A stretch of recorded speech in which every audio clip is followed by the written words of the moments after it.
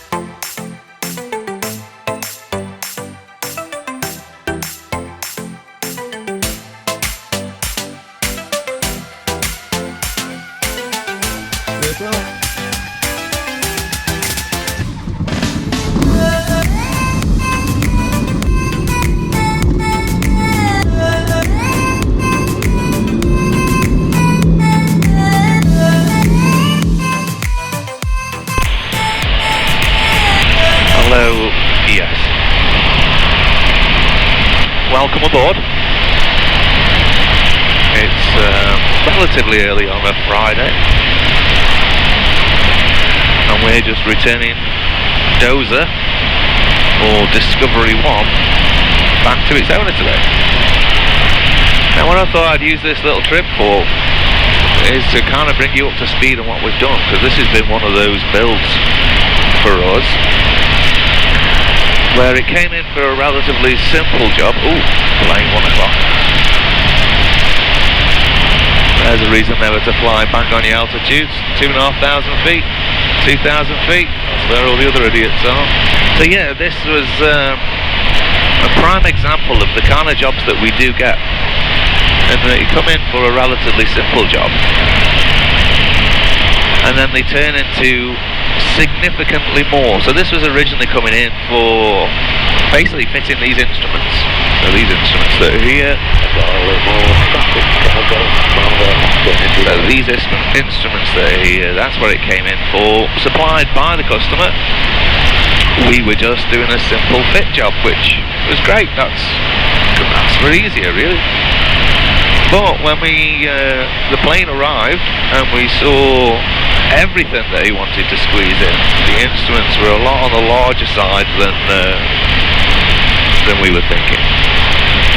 So we were concerned about the integrity of the new Mark II dash.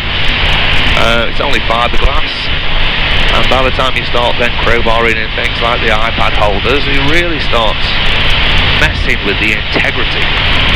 We had a discussion with our new top secret guy to see if there was something that we could do.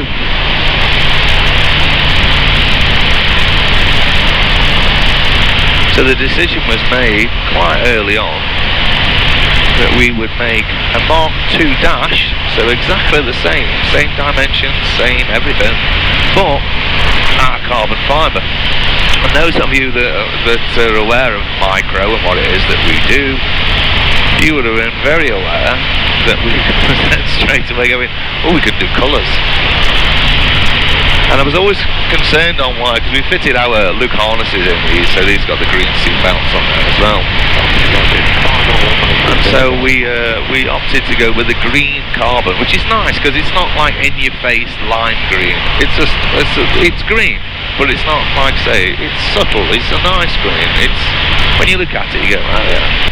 And so we pulled, I say we as if I was involved in it in some way.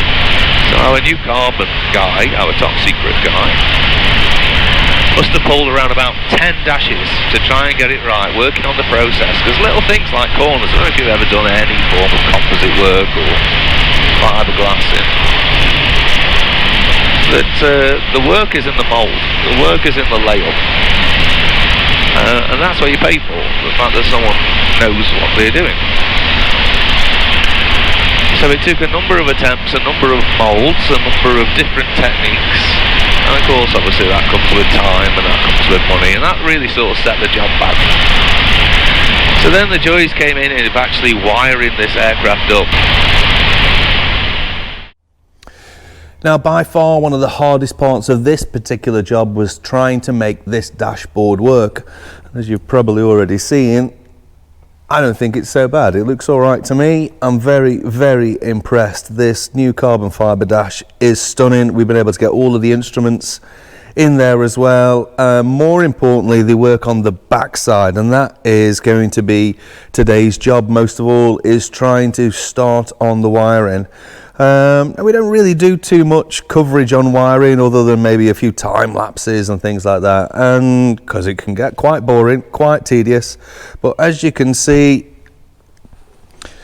we've got lots of things to pick up on this particular install. Pretty much everything on here needs to be wired in some form. Loving the new start button. I'll talk you through the layout, I'm sure, at some other point. But yes, if we come and have a look on the back side, you can see we've got lots going on here. I've already done some of the wiring and wired up the DACU. We put in an auxiliary or more power fuse, spade fuse sockets that are over there, along with the existing one which is already down on the bottom side. Anyway, because of the way that this is going to be wired in, we have a number of things which all need to be wired in under different fuses, different switches, and also in different configurations. So it's not your straightforward wiring. That ultimately is also going to be the easiest part of the job, because once it is all wired in, then we've got to program it, make sure it works okay, make sure all the software and firmware is all up to date as well. That's going to be a bit of a challenge. What I've actually done is put in a separate Avionics switch here, which I love, separate from the battery master switch, which we've wired here. We also have a normal of independent switching for varying things like fuel pumps and strobes and what have you. But yes, we need to think and plan ahead. So I'm going to sit in front of a piece of paper and try and work out how I'm going to wire these in.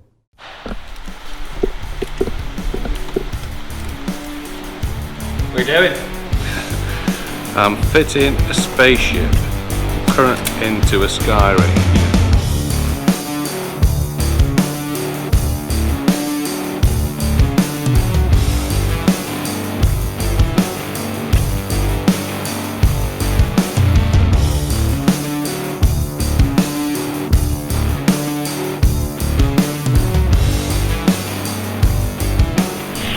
Just been thinking about things to do with our channel,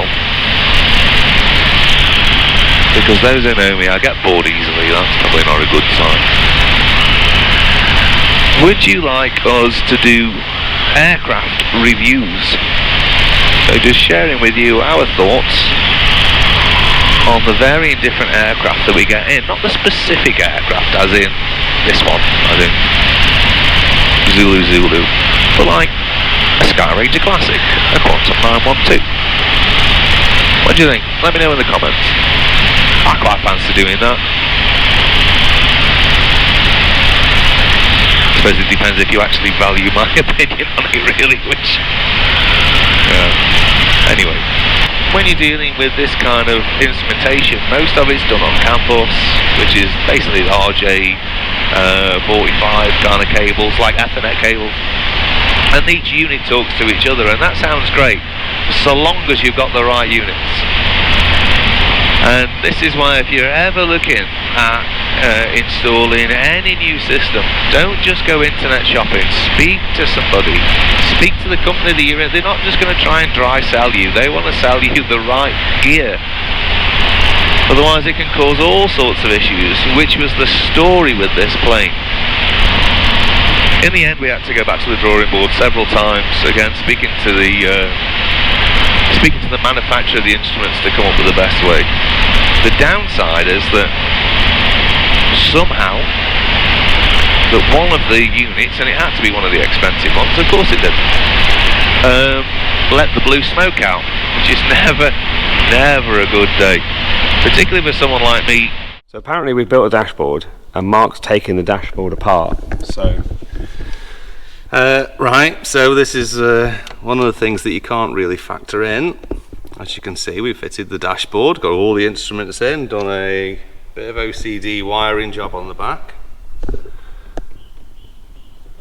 And then we went for the initial power up, which we do in stages because we don't want it to cause any damage and make everything.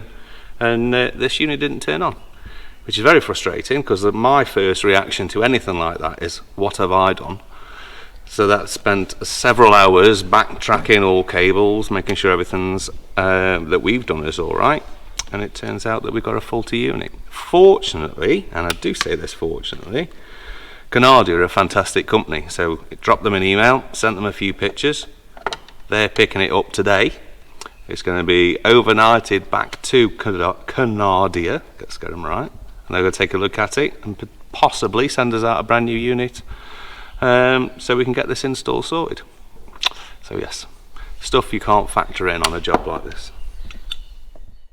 And that's what we did, we sent it off, but I couldn't find any fault my end. There was we agreed that it was a reverse polarity,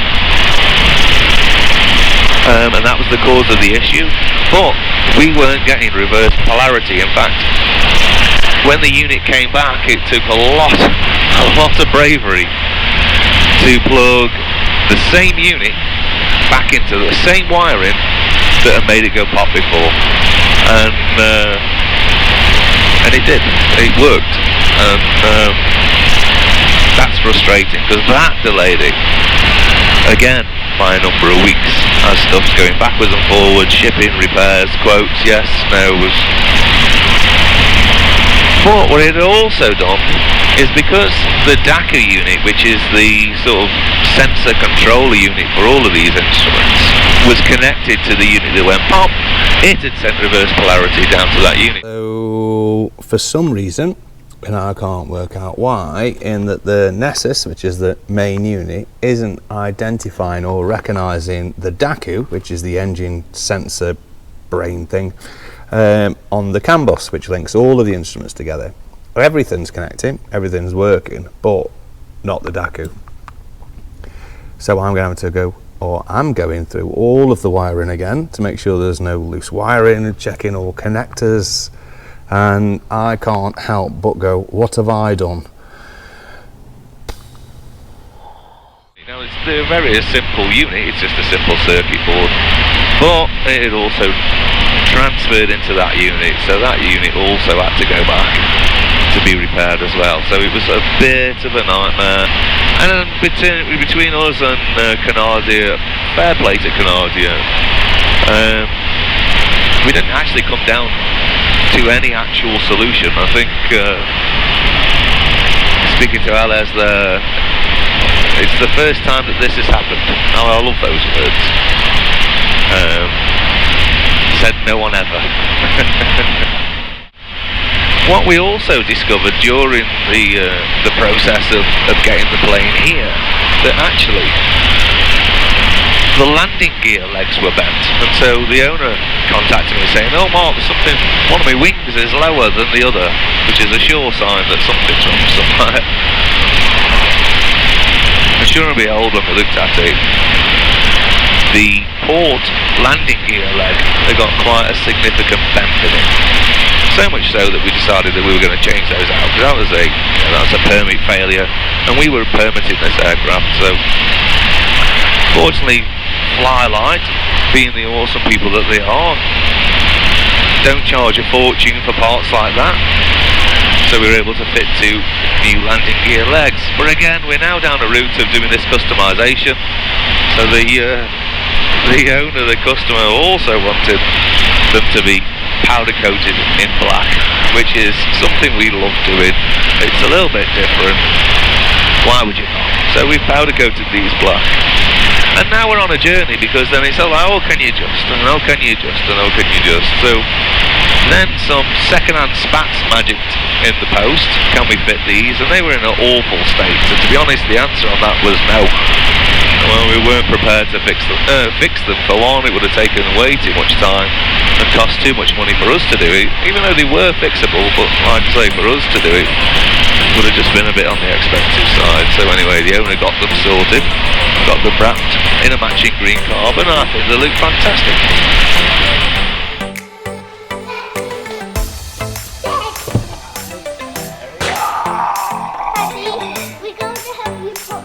I know, but look, Dad, it's been awesome! Whoa, what's it? It's a spaceship.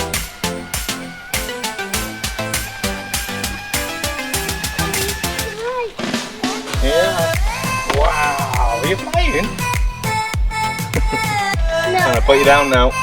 You're getting heavy.